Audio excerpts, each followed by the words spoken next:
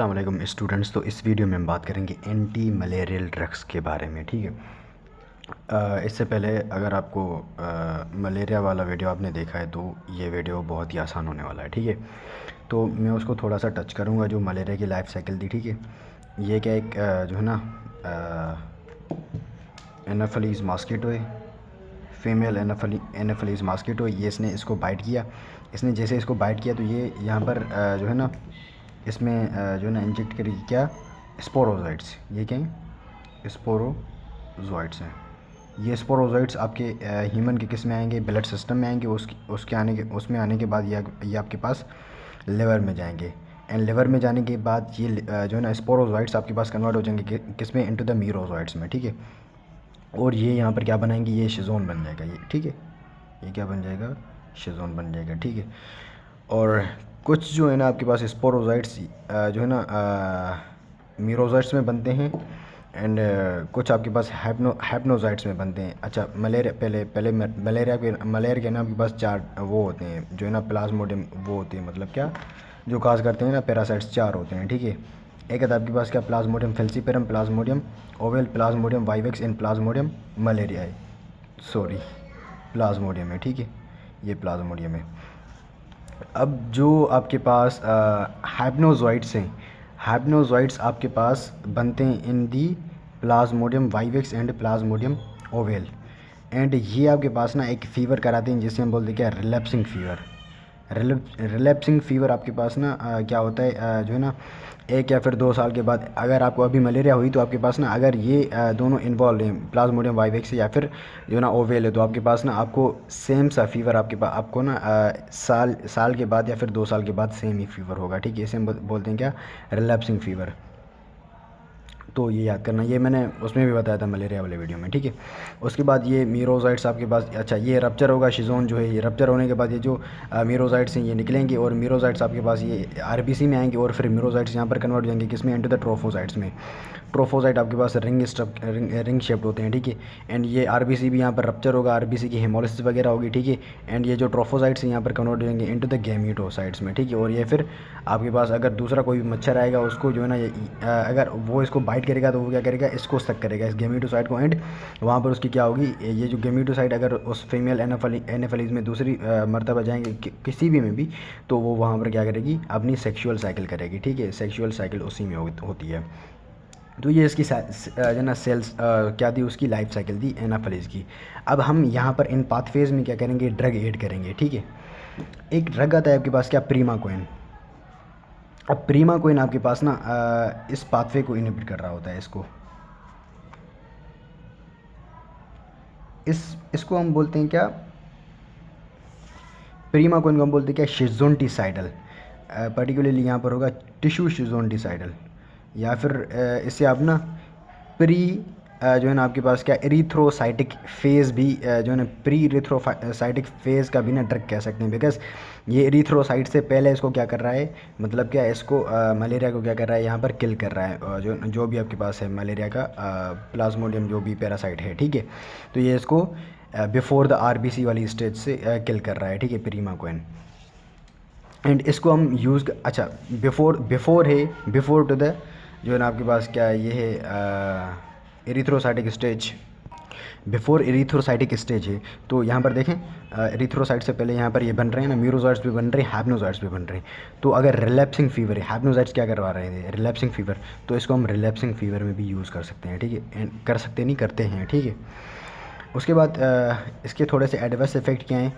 ये यहाँ पर थोड़ी सी हिमोलिसिस करवाता है। हिमोलिसिस उनमें होगी जिनमें G6PD की डेफिशिएंसी होगी।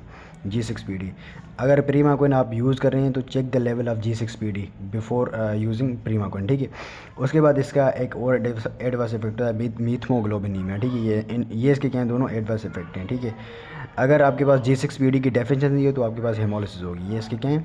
एडवर्स इफेक्ट हैं। ठीक है, तो ये होता है ये आपके पास क्या है? प्रीमाकोइन है। प्रीमाकोइन जो है ना इस तरह से वर्क करती है। ठीक है, अच्छा जी, उसके बाद हमारे पास आती है क्या? क्लोरोक्विन। अब chloroquine is the choice of drug in Plasmodium falciparum. Plasmodium falciparum आपके पास क्या करवा रहा था? सेरिब्रल मलेरिया करवा रहा था ना। जो ना ये सबसे डेंजरस आपके पास क्या होता है, यही होता है प्लाज्मोडियम फेल्सीपेरम। ये क्या काज करता है, सेरिब्रल मलेरिया काज करता है, ठीक है। तो ये बहुत ही डेंजरस होता है falciparum. And it is used as a prophylaxis. Prophylaxis मतलब क्या, अगर कोई भी बंदा किसी भी ऐसे एरिया में जा रहा है जहाँ पर मलेरिया है, तो वो आपके पास ना क्लोरोक्विन का एक डोज लगा सकता है, ताकि ना आपके पास उसको मलेरिया नहीं हो, किसी भी आपके पास मलेरिया वाली एरिया में जा रहे हैं तो, ठीक है। इसे हम बोलते हैं क्या, प्रोफाइलैक्सिस। तो ये दोनों पॉइंट्स आपको क्लियर होंगे अभी तक। अच्छा, तो हाँ, जो क्लोरोक्विन है इट इज़ जो है ना आपके पास क्या है, ये ब्लड शिज़ोंटोसाइड है। ये क्या है, ब्लड शिज़ोंटोसाइड है। ये मतलब क्या, ये इस स्टेज को इनहिबिट करेगी। ये जो आरबीसी में आपके पास है ना ट्रोफोसाइट्स, ये इस आरबीसी वाली स्टेज को जो है ना इनहिबिट करेगी इसको। अच्छा, जो प्रीमाक्विन है, एक तो ये इसको इनहिबिट कर रही है, मतलब कि ये जो है ना एक्स्ट्रा सॉरी जो है ना प्री एरिथ्रोसाइटिक स्टेज को इनहिबिट करती है, एंड ये दूसरा गैमिडोसाइटिक स्टेज को भी इनहिबिट करती है प्रीमाक्विन, ठीक है। ये प्रीमाक्विन के ये दोनों एक्शंस होते हैं। बाकी जो भी ड्रग्स पड़ेंगे वो यहाँ पर एक्ट करेंगे, वो एरिथ्रोसाइटिक स्टेज पर एक्ट करेंगे, ठीक है। बस प्रीमाक्विन ही है जो प्री एरिथ्रोसाइटिक स्टेज पर जो है ना वर्क करती है, एंड पोस्ट एरिथ्रोसाइटिक स्टेज पर भी वर्क करती है, ठीक है। ये एरिथ्रोसाइट के बाद वाली स्टेज है, गैमिडोसाइट्स। आई होप कितना क्लियर हो गया होगा आपको। अब जो क्लोरोक्विन का एक्शन है, पहले नॉर्मल बताता हूँ, उसके बाद इसका एक्शन बताता हूँ। ये क्या, नॉर्मल हीमोग्लोबिन है। जब हीमोग्लोबिन टूटता है, ये बेसिकली मलेरिया का क्या करवाता है, ये आरबीसी को रप्चर कर रहा है, तो हेमोलिसिस हो गई ना यहाँ पर, ठीक है। तो यहाँ पर ये हेमोलिसिस करवाएगा। जब आरबीसी की हेमोलिसिस होगी तो आरबीसी में हीमोग्लोबिन होता है, तो हीमोग्लोबिन यहाँ पर टूटेगा इनटू द हीम, एंड जो है ना आपके पास ग्लोबिन। आपके पास ग्लोबिन क्या है, एक प्रोटीन है, तो यहाँ पर मैंने डायरेक्ट अमीनो एसिड्स लिख दिया है, ठीक है, मैंने लंबा नहीं किया। तो आपके पास जब हीम आएगा, तो हीम आपके पास ना, heme is the lethal for the parasite. तो पैरासाइट क्या करता है, इस हीम को ना एक हीमोजोइंस में कन्वर्ट करता है। किस में, हीमोजोइंस में कन्वर्ट करता है। हीमोजोइंस आर लेस डेंजरस या फिर डेंजरस होते ही नहीं है फॉर द पैरासाइट। तो पैरासाइट क्या करता है, इसको हीम को हीमोजोइंस में कन्वर्ट कर देता है, ठीक है। अब जो आपके पास क्लोरोक्विन डज व्हाट, ये आपके पास ना इस पाथवे को इनहिबिट करेगी क्लोरोक्विन। ये इस हीम की ना आपके पास क्या करेगी, जो है ना कन्वर्जन नहीं करवाएगी, ये इसको इनहिबिट कर देगी। ये इसको जब इनहिबिट करेगी तो हीम की कंसंट्रेशन क्या हो जाएगी, बहुत ज़्यादा हो जाएगी, and heme will eventually accumulate, and accumulated heme will kill the parasite, ठीक है। तो इस तरह होता है, ये इसका मैकेनिज्म ऑफ एक्शन है किसका, क्लोरोक्विन का। इसमें थोड़ी सी आरबीसीज की हेमोलिसिस वगैरह होती है, ठीक है। तो ये होता है इसका जो है ना मैकेनिज्म ऑफ एक्शन, बिकॉज ये आरबीसी की स्टेज पर ही तो जाके वर्क कर रही है, तो हेमोलिसिस नहीं होगी तो क्या होगा, ठीक है। तो इस तरह से क्लोरोक्विन अपना वर्क करती है, ठीक है। इसके थोड़े से एडवर्स इफेक्ट में क्या आता है, अच्छा ये तकरीबन ना सारे हम ओरल ही दे रहे होते हैं, लेकिन क्लोरोक्विन आपके पास ओरल भी होती है, शायद आईवी भी होती है, ठीक है। बहरहाल लेकिन मोस्टली हम ओरल ही दे रहे होते हैं, ठीक है। इसके एडवर्स इफेक्ट में क्या आता है आपके पास, क्या जीआई अपसेट आता है। इसमें एक चीज़ आती है ब्लड विजन। क्या, ब्लड विजन, ये आपने याद करना है, ब्लड विजन, ये एक ना इसमें खास एडवर्स इफेक्ट आता है इसमें, ठीक है। एंड दूसरा इसमें आता है क्या, क्यूटी इंटरवल प्रोलॉन्ग होता है। ये पी वेव है, Q wave, R S T, Q and T के बीच में जो इंटरवल है ये बहुत ही प्रोलॉन्ग होता है। नॉर्मल इसका जो है ना होता है आपके पास क्या, 0.35 टू 0.45 सेकेंड इसका ना नॉर्मल होता है, ठीक है। ये इससे बहुत ज़्यादा होगा, ठीक है। ये इसका नॉर्मल टाइम होता है, क्यूटी इंटरवल नॉर्मल इतना होता है, इससे ज़्यादा होगा तो आपके पास क्या होगा, प्रोलॉन्ग हो जाएगा, ठीक है। ये ड्रग ये करवाती है, प्रोलॉन्ग क्यूटी करवाती है, ठीक है। ये इसके क्या एडवर्स इफेक्ट हैं। इसकी कॉन्ट्रा इंडिकेशन है क्या है, सोरियासिस एंड पोरफायरियाज में आप इसको यूज़ नहीं कर सकते। ये क्या है, इसकी दोनों कॉन्ट्रा इंडिकेशंस हैं, ठीक है। अच्छा, यहाँ पर ये मैं लिख दूँ, ये इसके क्या हैं, एडवर्स इफेक्ट है जो है ना आपके पास क्या, क्लोरोक्विन के, ठीक है। तो ये हमारे पास क्लोरोक्विन भी हो गई। उसके बाद आ जाए, हमारे पास एक ड्रग है प्रोग्वानिल, या फिर इसे हम एटोवाक्यूओन भी जो है ना कहते हैं, प्रोग्वानिल या फिर एटोवाक्यूओन, मैं प्रोग्वानिल कहूँगा, ठीक है। ये पता नहीं कौन सी प्रोनाउंसिएशन है ये। इसको हम यूज़ करते हैं into the chloroquine resistance plasmodium falciparum में। ये जो क्लोरोक्विन है ना, इसकी रेजिस्टेंस बहुत ही जो है ना वाइडली ना, ये अभी रेजिस्टेंट हो गई है ये ड्रग जो है ना, फेल्सिपेरम जो है ना रेजिस्टेंस डेवलप कर गया है इसके अगेंस्ट, ठीक है। तो इसमें हम यूज़ करते हैं क्या, प्रोग्वानिल। तो बेसिकली प्रोग्वानिल का जो है ना मैकेनिज्म ऑफ एक्शन क्या होता है, it inhibit etc electron transport chain in pyrimidine biosynthesis. ये जाके ना आपके पास माइटोकॉन्ड्रिया पर एक्ट करता है एंड ये इलेक्ट्रॉन ट्रांसपोर्ट चेन को इनहिबिट करता है एंड पायरिमिडीन जो सिंथेसिस हो रही होती है उसको भी इनहिबिट कर रहा होता है, ये प्रोग्वानिल यही करता है, ठीक है। तो आपके पास ना वहाँ पर एनर्जी वगैरह नहीं मिलेगी, तो वो आपके पास सर्वाइव नहीं कर पाएगा जो है ना प्लाज्मोडियम। तो ये इसका मैकेनिज्म ऑफ एक्शन होता है। इसके एडवर्स इफ़ेक्ट क्या होते हैं, ये हम ओरल दे रहे होते हैं, ये भी ओरल देंगे, ठीक है। इसके एडवर्स इफेक्ट में आपके पास वॉमिटिंग आती है, डायरिया आता है, जो है ना अब्डोमिनल पेन आता है, हेडेक आता है, डिजीनेस आता है, ठीक है।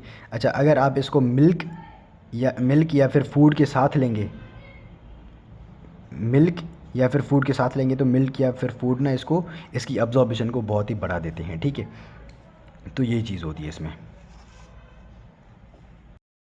अच्छा, उसके बाद हमारे पास एक ड्रग आता है मेफ्लोक्विन। अब मेफ्लोक्विन जो है ना एक ड्रग है जिसको हम यूज़ करते हैं into the multi drug resistance Plasmodium फेल्सिपेरम। अब मल्टी ड्रग का मतलब क्या, इससे भी रेजिस्टेंस हो गई, इससे भी रेजिस्टेंस हो गई, तो उसमें हम क्या यूज़ करेंगे, मेफ्लोक्विन। मेफ्लोक्विन जो है ना इसमें से एमसीक्यू बन सकता है। इसकी जो हाफ़ लाइफ होती है ना इज़ द 20 डेज़। सबसे ज़्यादा हाफ़ लाइफ ना आपके पास इसकी होती है मेफ्लोक्विन की, ठीक है। इसकी 20 डेज़ तक की होती है, हाफ़ लाइफ होती है इसकी, ठीक है। अच्छा, ये हम ओरल देंगे, ओरल देने के बाद ये आपके पास लिवर में आता है, लिवर में आने के बाद यहाँ पर इसकी मेटाबॉलिज्म होगी, मेटाबॉलिज्म होने के बाद ये आपके पास एक्सक्रीट होगा इनटू द बाइल, ठीक है। अच्छा, यहाँ पर मैंने प्रीमागोन की नहीं बताई थी, ये प्रीमागोन आपके पास यूरिन में एक्सक्रीट आउट होती है, ठीक ठीक है। वो इतना इंपॉर्टेंट था नहीं तो तभी मैंने नहीं बताया था। अच्छा, अब ये बाइल में भी होती है, ये फीसेस में भी होती है, ये एक्सक्रीट होती है, ठीक है। अच्छा, इसके एडवर्स इफेक्ट में क्या आएगा, आपके पास वोमिटिंग आती है, नोज़िया आता है, हेल्यूसिनेशन आती है एंड डिजीनेस आती है, ठीक है। ये इसके क्या हैं, चारों एडवर्स इफेक्ट हैं। अच्छा, इसमें एक चीज़ आपने याद करनी है, don't use in combination with quinine या फिर क्विनिडीन। ये क्विनीन में आपको इसके बाद ही बताऊंगा, ये वाला ड्रग है। इसके साथ ना आपने ये मेफ्लोक्विन यूज़ नहीं करनी, because they can cause cardiac arrhythmias. इनकी कॉम्बिनेशन आपके पास काज करती है कार्डियक एबनॉर्मलिटीज़ या फिर एरिथमियाज काज करती हैं, दैट्स वाई इनको हम कॉम्बिनेशन में यूज़ नहीं करते हैं इन दोनों ड्रग्स को, ठीक है। उसके बाद आपके पास क्विनीन है, क्विनीन आपके पास क्या करती है, पॉलीमराइजेशन ऑफ हीम। यहाँ पर बेसिकली ये ना हीम क्या होता है, पॉलीमराइज्ड होता है इनटू द हीमोजेंस। क्विन मैंने क्या कहा था, जो है ना आपके पास प्रीमाक्विन के अलावा बाकी सारे यहीं पर एक्ट करते हैं, तो ठीक है। तो इनका ना मैकेनिज्म ऑफ एक्शन तो एक दूसरे से मिलता जुलता ही होगा, ठीक है। लाइक क्लोरोक्विन का जैसे था, इन क्विनिन का भी सेम ही है, ठीक है। ये हीम की ना आपके पास क्या करती है, पॉलीमराइजेशन को इनहिबिट करती है। So it is also used in chloroquine resistance, जो ना chloroquine resistant and mefloquine resistant, जो भी आपके पास मलेरिया के स्ट्रेंस होंगे, ठीक है। Chloroquine resistance and mefloquine resistance, जो भी मलेरिया के स्ट्रेंस होंगे उनमें हम यूज़ करते हैं इसको, ठीक है, क्विनिन को। एंड क्विनिन आप ओरल दे रहे होंगे, ओरल दे रहे होंगे तो आप ना इसमें ऐड करेंगे क्या, डॉक्सीसाइक्लिन ऐड करेंगे या फिर टेट्रासाइक्लिन ऐड करेंगे या फिर क्लेंडामाइसिन ऐड करेंगे, ठीक है। तो ये एमसीक्यू बन सकता है, ठीक है, बिकॉज किसी और ड्रग के साथ में ये एंटीबायोटिक यूज़ नहीं कर रहा था, ठीक है। तो इसमें हम ऐड करेंगे क्विनिन के साथ एंटीबायोटिक आप यूज़ करेंगे, या फिर डॉक्सीसाइक्लिन मोस्टली यूज़ करते हैं, टेट्रासाइक्लिन भी कर सकते हैं एंड क्लेंडामाइसिन भी कर सकते हैं आप, ठीक है। तो ये होता है। और एक चीज़ है, जब मैं ये ओरल दूंगा तो एक आता है aluminium containing antacids. Aluminium containing antacids आपके पास इसकी इंक्रीज अब्जॉर्बेशन, इसकी अब्जॉर्बेशन को बहुत बढ़ा देते हैं, ठीक है। एल्यूमिनियम कंटेनिंग जो है ना आपके पास क्या एंटासिड्स, इसकी अब्जॉर्बेशन को कम करेंगे, ठीक है। तो ये होता है। एंड ये उसके बाद ये जो आपके पास क्विनिन है, quinine potentiate the effect of neuromuscular blocker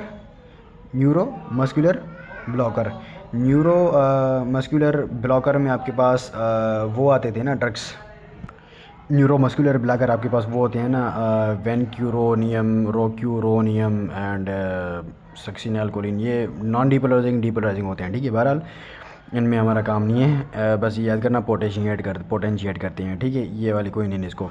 and elevate the digoxin आप ड्रग दे रहे होते हैं हार्ट पेशेंट्स को, ठीक है। तो ये आपके पास उसकी लेवल को एलिवेट करती है, इसको पोटेंशिएट करती है कोई नहीं, ठीक है। इसके ये दोनों याद करना, ठीक है।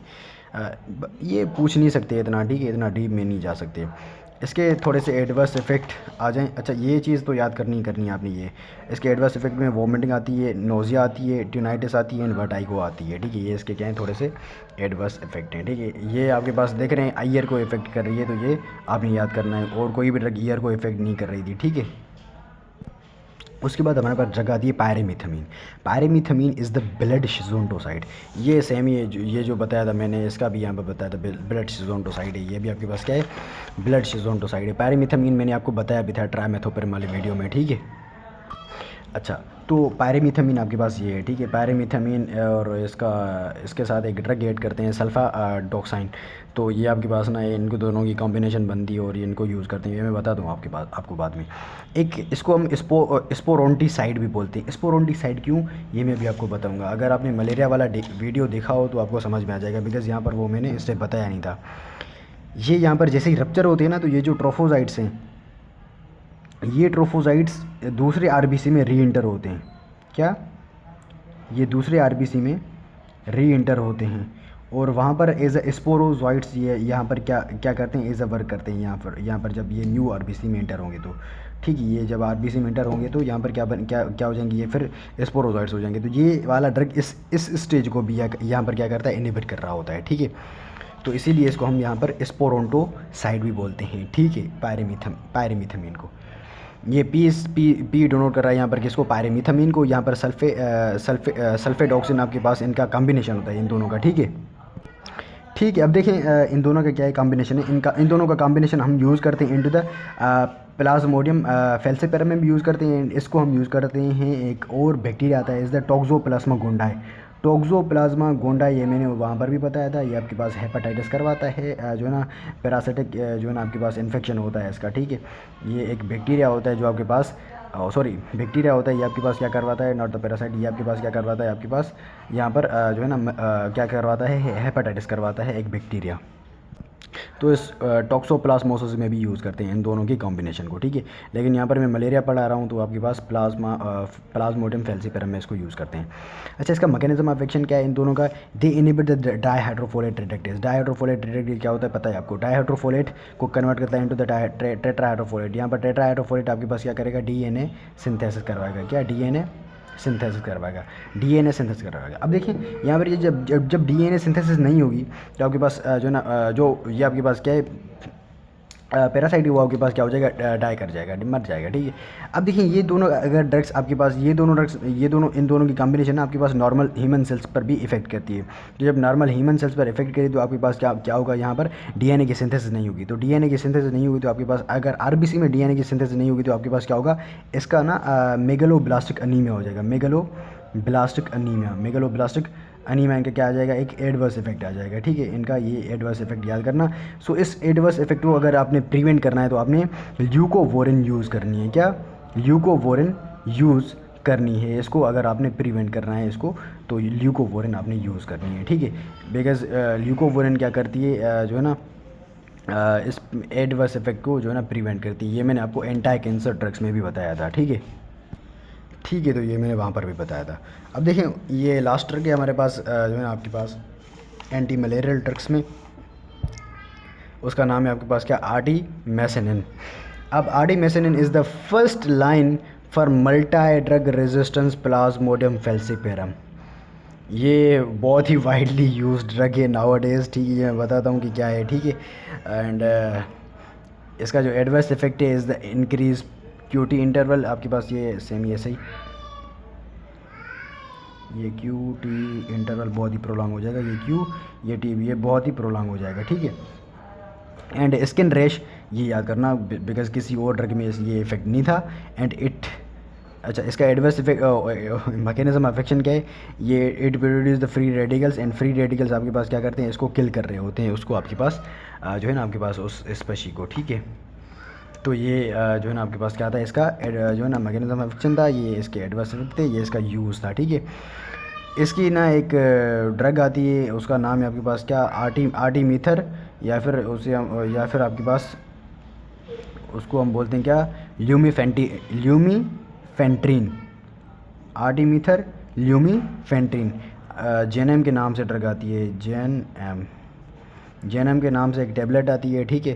तो ये जेएनएम का ये फार्मूला होता है, ठीक है। तो ये होता है, एंड जेएनएम बहुत ही वाइडली यूज ड्रग है, ठीक है। एंड आजकल आर्टेम एंड मीथर ये दोनों आईएम इंजेक्शंस भी आती हैं, ठीक है। एंड ये भी बहुत ही यूज़ होती है, मीथर तो बहुत ज़्यादा यूज़ होती है, ठीक है। तो ये होता है। So this is all about जो है ना आपके पास क्या, anti malarial drugs. I hope कि पूरा का पूरा टॉपिक आपको क्लियर हो गया होगा।